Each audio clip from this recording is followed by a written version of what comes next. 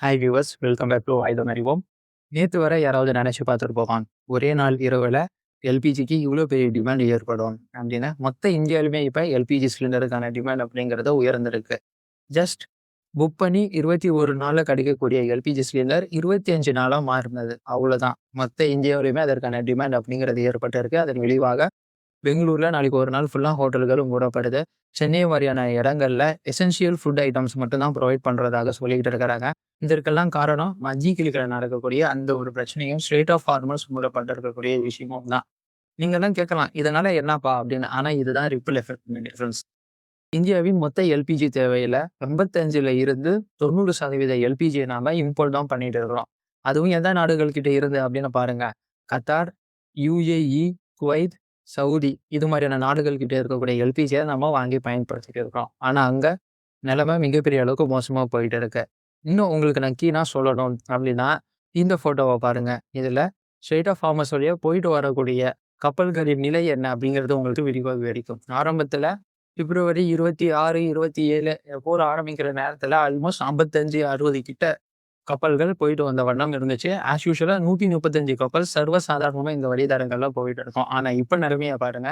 0 0 கப்பல்கள் அந்த பக்கம் போயிட்டு வர்றது அப்படின்னு சொல்லிட்டு ஆல்மோஸ்ட் இல்ல அந்த இடத்துல எதுவுமே. அதுதான் இது குறிப்பிடுது.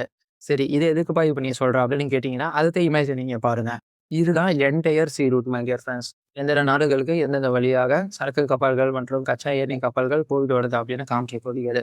இதுல ப்ளூ கலர் நீங்க விட்டுருங்க. ஏன்னா மத்த நாடுகளுக்கு போயிட்டு வரக்கூடிய கப்பல்கள தான் ப்ளூ கலர் லைன் காமிக்குது. ஆனா இந்த orange colour line, orange R yellow maybe, அந்த லைன் என்ன சொல்லுதுன்னா, அது இந்தியாவிற்கும் வரக்கூடிய கப்பல்கள். இந்தியாவுக்கு வரக்கூடிய கப்பல்கள் பயன்படுத்தக்கூடிய கடல் வழித்தடங்கள்.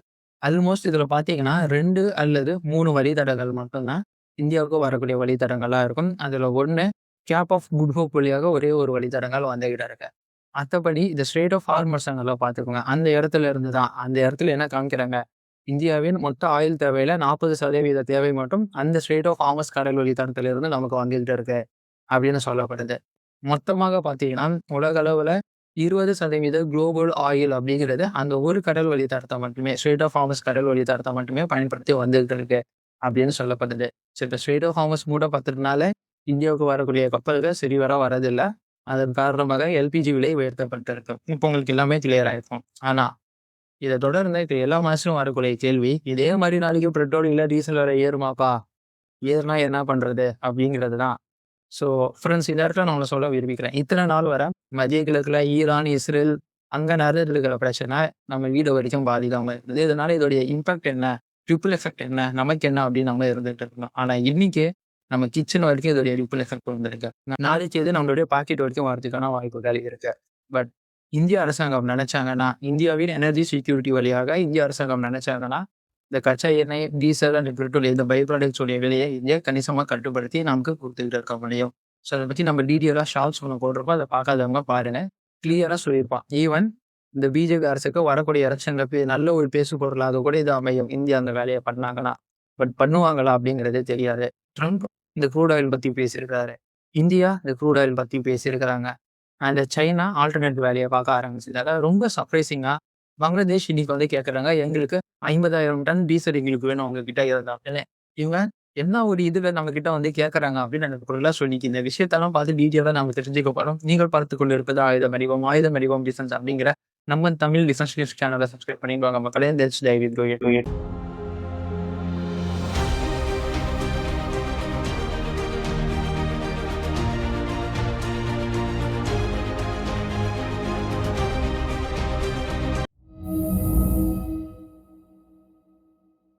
அமெரிக்க அதிபர் ட்ரம்ப் இன்னைக்கு ஒரு அறிவிப்பு கொடுத்திருக்காரு. உடனடியாக ஸ்ட்ரெயிட் ஆஃப் ஹார்மஸை நீங்க ஓப்பன் பண்ணணும் ஈரான். இன்னும் அது க்ளோஸ்டு ஸ்டேட்ல இருக்கக்கூடாது. அதை மீறி இன்னும் நீங்க க்ளோஸ்ல வச்சிருந்தீங்கன்னா, இப்ப அடிச்சத காட்டிலும் 20 மடங்கு அதிகமா உங்களை தாக்குவோம். அந்த அளவுக்கு நீங்க தாங்க தயாரா? நாங்க ஈஸியா அடிக்கக்கூடிய டார்கெட்ஸே இன்னும் மிச்சம் இருந்துகிட்டு இருக்கு. ஸோ அதெல்லாம் நாங்க அடிச்சோம்னா அவங்க நாட்டை நீங்க மீண்டும் எழுப்பவே முடியாது. அந்த அளவுக்கு மிகப்பெரிய தாக்குதல் இருக்கும். ஸோ அது வேணாம் அப்படின்னு நான் விரும்புறேன். பட் உங்களுக்கு ஓகே. நீங்க சொல்ற மாரி ஒரு பிரெண்டுடைய குழுவிலை நீங்க $200 கொண்டு போங்க அப்படின்னா, அது போறதுக்கு முன்னாடியே உங்க நாடு இருக்காது. அப்படிங்கிற அளவுக்கு மிகப்பெரிய மிரட்டல ட்ரம்ப் அவர்கள் ஈரானுக்கு கொடுத்திருக்காரு. பட் எதா இருந்தாலும் நாங்க தாங்குவோம். ஆனா நீங்க தாங்குவீங்களா? அப்படின்னு தான் ஈரான் இதுவரைக்கும் சொல்லிட்டே இருக்கிறாங்க. அமெரிக்கா இது மாதிரி சொல்றதுக்கு மிகப்பெரிய காரணம் இருக்க மாதிரி. ஏன்னா அழுத்தம் கொஞ்சம் கொஞ்சமா இப்ப அமெரிக்கா மேல வர ஆரம்பிச்சிருச்சு. நேத்து பார்த்துருந்தீங்கன்னா தெரியும். ஒரே நாள்ல பிரெண்ட் குரூடோடைய விலை $120 அப்படின்னு ஆல் டைம் ஹையா ஒரே நாள்ல எகிரிட்டு போச்சு. பட் ஐரோப்பிய ஒன்றிய நாடுகள் உடனடியாக சேர்ந்து, நாங்க எங்க கிட்ட இருக்கிற ஸ்டாக்க மார்க்கெட்ல ரோல் ஓவர் பண்றோம் அப்படின்னு சொன்னதுக்கு பிறகு தான் அது $100 அப்படின்னு வந்து ஓரளவுக்கு நின்னது. பட் இந்த $100 இந்த ஸ்டேபிள ரொம்ப நாள் வச்சுட்டு இருக்க முடியாது. ஐரோப்பிய ஒன்றியங்களுடைய ஸ்டாக்கும் குறையும். அந்த நேரத்துல மீண்டும் இந்த ஸ்கை ஹைக்கு போகும். ஒரு பக்கம் இப்பவே எல்பிஜி தட்டுப்பாடு ஏற்பட்டுருச்சு. By product petrol and diesel விலை எல்லாமே உலக அளவுல ஏறுனுச்சு. இல்லை கேஸ்லின் விலை ஏறுனுச்சுன்னா உலகம் தாங்காது. ஈரான் அதெல்லாம் எதிர்பார்த்துட்டு இருக்கிறாங்க. அமெரிக்கா இது நடக்கக்கூடாது அப்படின்னு மிகப்பெரிய அளவுக்கு முயற்சி பண்ணிட்டு இருக்காங்க. அமெரிக்க மக்கள் கிட்ட ஒரு கான்செப்ட் இருக்கு ஃப்ரெண்ட்ஸ். இப்ப நாமலாம் எப்படி உடனே பெட்ரோல் அண்ட் டீசல் விலை ஏறுனா ஆட்சி சரியில்லை, இவங்க கட்டுப்படுத்த தவறிட்டாங்க அப்படின்னு சொல்லிட்டு இருக்கோம். அதே மாதிரி அமெரிக்க மக்களிடையே கேஸ்லின் பிரைஸ் அப்படிங்கிறது ஸ்டேபிளா ஒரு பர்சன்ட்ல இருந்தாங்கன்னா உங்களுடைய நாடு ஸ்டேபிளா இருக்கு அப்படின்னு நம்புவாங்க. சப்போஸ் கேஸ்லின் பிரைஸ் மேலே கீழே அப்படின்னு போக ஆரம்பிச்சிருச்சுன்னா அவங்க நாடு ஏதோ எக்கனாமிக் கொலாப்ஸுக்கு இருக்கு அப்படின்னு அவங்க அதான் நினைச்சுப்பாங்க. மறந்துடாதீங்க. முக்கியமா ட்ரம்புக்கு இப்போ ஒரு மிட் டெர்ம் எலெக்ஷன் வர இருக்கு. அந்த மிட் டெர்ம் எலெக்ஷன்ல இது மாதிரியான பிரைஸ் ஹை அப்படிங்கிறது எல்லாமே இருந்துச்சுன்னா, அது அவருடைய ஃபியூச்சருக்கே நல்லா இருக்காது. ஸோ ட்ரம்ப் இப்போ மிகப்பெரிய அழுத்தத்தில இருக்கிறாரு. உடனடியாக ஸ்ட்ரெய்ட் ஆஃப் ஹார்மஸ் வழியா கச்சா எண்ணெய் கப்பல்கள் மற்றும் உலக அளவுக்கு கப்பல்கள் போணும். அண்ட் ஸ்டேபிள் ஆகணும் க்ரூட் ஆயில் அப்படிங்கிறத ஒரு அழுத்தத்தில இப்போ அவரு இருந்துகிட்டு இருக்காரு. எக்ஸாக்ட்டா இத தான் ஈரானும் விரும்பிக்கிட்டே இருக்கிறாங்க. இந்த வீடியோவ நீங்க நாளைக்கு பார்க்குறீங்க அப்படின்னா, நீங்க பார்க்குறதுடைய முதல் நாள் இரவு மிகப்பெரிய அளவுக்கு ஈரான் மீது தாக்குதல் நடத்தப்பட்டிருப்பாங்க. ஏன்னா, செக்ரட்டரி ஆஃப் வார் பீட் ஹெக்ஸல் சொல்லியிருக்கிறாரு, இன்னைக்கு இரவு மிகப்பெரிய நாளாக ஈரானுக்கு இருக்க போகுது. ஏன்னா, அந்த அளவுக்கு நாங்க இன்னைக்கு போட்டு பொளக்க போறோம் ஈரான அப்படின்னு பீட் ஹெக்ஸல் சொல்லியிருக்கிறாரு. அண்ட் பாம்பர்ஸ் போயிட்டு வந்த வண்ணமா இருந்துகிட்டு. ஸோ இன்னைக்கு இரவு நீங்க பார்க்கும்போது ஒரு நாளைக்கு முன்னாடி இரவுல ஈரான் மேல மிகப்பெரிய தாக்குதல் அப்படின்னு இருக்கும். இதற்கு மத்தியில அந்த பக்கம் ஓரமா ஒருத்தர் உட்காந்து நல்லா கால் மேல கால் போட்டு உட்காந்து சிரிச்சுக்கிட்டே இருக்கிறாரு. வேற யாருமே இல்ல, புட்டின் தான் மை டியர் ஃப்ரெண்ட்ஸ். அவருக்கு இது ரொம்ப அனுகூலமான சூழல். ஏன் இப்படி சொல்றோம் அப்படின்னு கேட்டீங்கன்னா, இந்த பக்கம் பிரெண்ட் மற்றும் குளோபல் ஆயில் மார்க்கெட் இன்ஸ்டேபிள் ஆக ரஷ்யா ஆயில் மேல போடப்பட்ட சாங்ஷன்ஸ் அப்படிங்கிறது தளர்த்தப்பட்டுக்கிட்டே இருக்கும். எந்த அளவுக்கு தளர்த்துறாங்களோ அந்த அளவுக்கு ரஷ்யாவின் எக்கனாமி அப்படிங்கிறது வளர்ந்துகிட்டே இருக்கும்.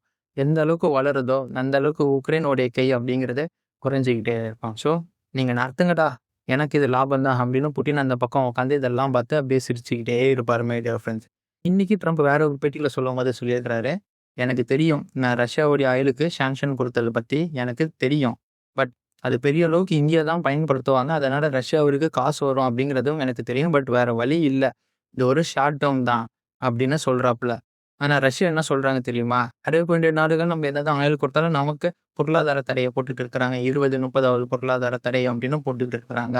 இந்த நன்றி கிட்டவங்களுக்கு குடுக்கறதுக்கு பதிலா, ஏன் நமக்கு சாதகமா இருக்கக்கூடிய ஏசிய நாடுகளுக்கு நம்ம வந்து கச்சா எண்ணெய வழங்கக்கூடாது அப்படின்னு ட்ரம்ப் இப்ப அதற்கான சாத்தியக்கூறுகள் பண்ணிட்டு இருக்காங்க. அது மட்டும் நடந்துருச்சுன்னு வைங்களேன், மொத்தமா இவனுங்க யாரு ஐரோப்பிய ஒன்றிய நாடுகள் அப்படியே உட்காந்துப்பானுங்க. அண்ட் இந்தியாவுக்கும் ஒரு சின்ன அழுத்தம் ஏற்படும். என்னன்னா, வேற வழி இல்லாம இந்தியால இருக்கக்கூடிய ஆயில் அப்படிங்கிறது ரிஃபைன் பண்ணி ஐரோப்பிய ஒன்றிய நாடுகளுக்கு நம்ம குடுக்க வேண்டிய ஒரு அழுத்தம் இருக்கும். எஸ், நம்ம கண்டிப்பா அது பண்ண வேண்டிய அழுத்தம் வரும் மை டியர் ஃப்ரெண்ட்ஸ். நான் தெரிஞ்சு தான் சொல்றேன்.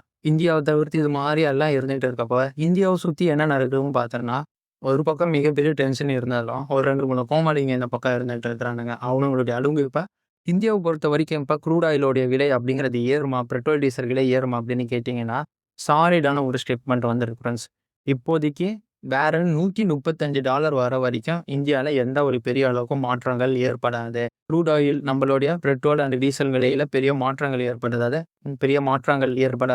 பட் அதுவே ஒரு க்ரூட் ஆயில் பேரலுடைய விலை $135 தாண்டுதோ, அப்ப இந்தியாவுக்கு கொஞ்சம் சிக்கல் ஏற்படும் அப்படின்னு இன்னைக்கு அஃபிஷியலா செய்தி வந்திருக்கு மை டியர் ஃப்ரெண்ட்ஸ். ஸோ ஒரே நாள்ல $120 தொட்டதுக்கு $130 பெர் பேரல் தொட்டுறதுக்கு ரொம்ப நேரம் ஆகாது. பாருங்க, இது மாதிரி இந்தியால இது மாதிரி சீரியஸா டிஸ்கஸ் பண்ணிக்கிட்டு என்ன பண்ணலாம் அப்படின்னு யோசிச்சுட்டு இருக்கும்போது, பக்கத்துல இருக்கிற ஒரு கோமாளி பங்களாதேஷ் தான் சொல்றான். அவன் இந்தியா கிட்ட வந்து சொல்லியிருக்கிறான், நாங்க உங்க கூட வருஷத்திற்கு 1,80,000 டன் நீங்க குடுக்குறீங்க, நாங்க வாங்குறோம்னு ஒப்பந்தம் போட்டால, இப்ப எங்களுக்கு உடனடியாக 50,000 டன் டீசல் வேணும் இந்தியா, குடுங்க அப்படின்னு கேட்டுக்கிட்டு வந்து நிக்கிறாங்க.